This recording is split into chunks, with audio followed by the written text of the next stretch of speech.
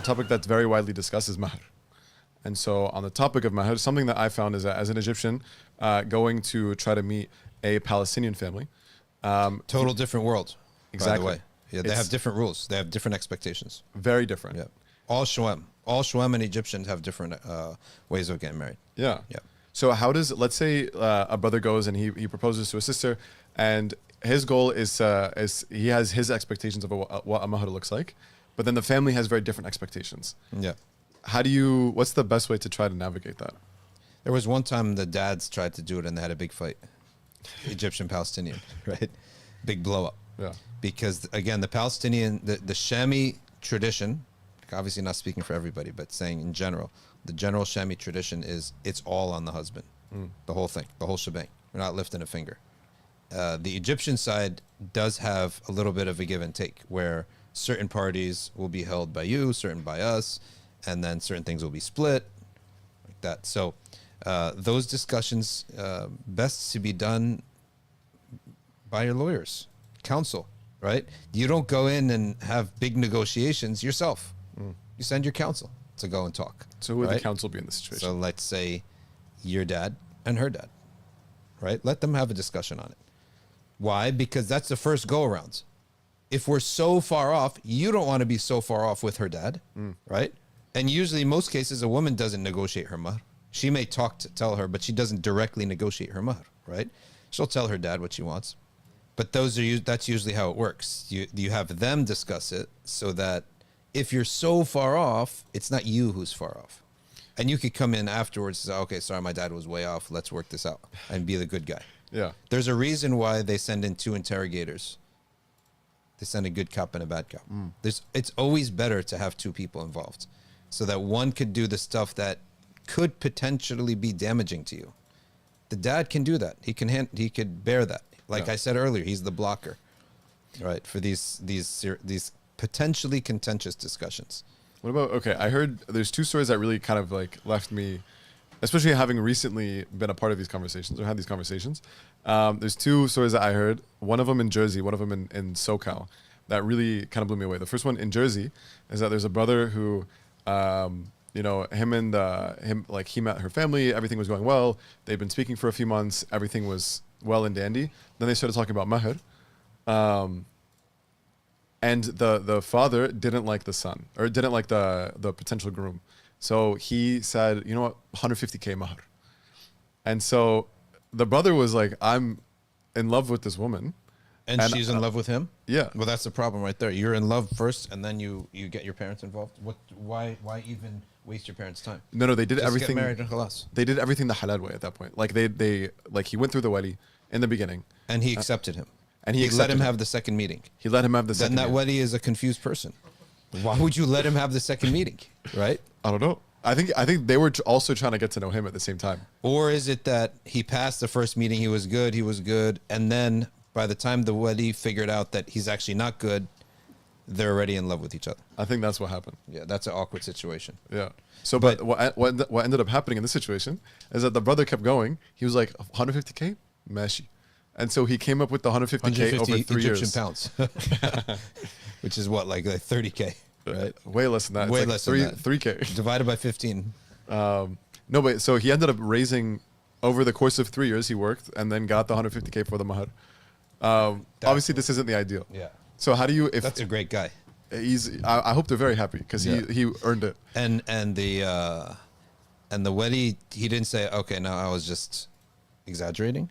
He wanted to keep the daughter happy. She needs 150K on the spot to be happy. No, he wanted Marry to another woman. Is that he set this crazy bar. Yeah.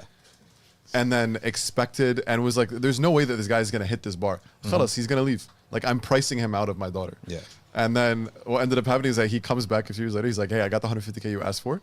And the daughter obviously didn't want this. But khalas, what's the father gonna say at that point? Like, Well, I personally find this wali to be off in the whole way he handled the whole thing. so That's not the way to do things. So let's say the brother came to you in this position. Yeah. He's like, Sheikhna, they're asking for 150K. Yeah. What do you tell him? I ask him, what is the dad's profession? Is he a real estate developer in Manhattan? Because that's a very low mahr if that's the case, right? Let's say he's upper middle class. Upper middle class. Then someone needs to talk to that guy.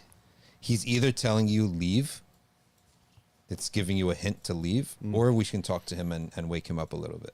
Okay. So that's why, again, why would you do something so difficult alone, right?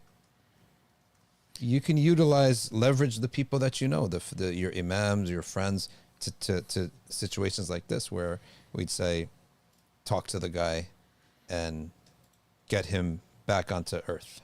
Okay. With this mahr. So there is like the opportunity for like outside kind of intervention when you're talking about mahr. Of course, it's a negotiation like anything else. Okay. Yeah. This other story, I'm a big fan of this story. Yeah. There was a brother, again, very interested in the sister, did everything the halal way. She was the one who set the bar for the mahr. And that's makruh, by the way. Is it? Like for the Prophet ﷺ, he said the best woman is one who is easygoing with the mahr. Okay. Right? Like it's like a bad taste almost. So I think she left a very bad taste. She asked for 100K. If the dad does that, it's acceptable, right? If the dad says, no, this is my daughter, so you have to pay a lot of mahr, a high mahr, that's acceptable, it's reasonable, it's understandable. But okay, anyway. So she said, I want 100K. Okay. She also said, I want to go to medical school. Wait, on his tab? On his tab. Okay. And I don't want to work after I graduate from medical school. Well, what is the point of going to medical school then? So this is just to have the letters.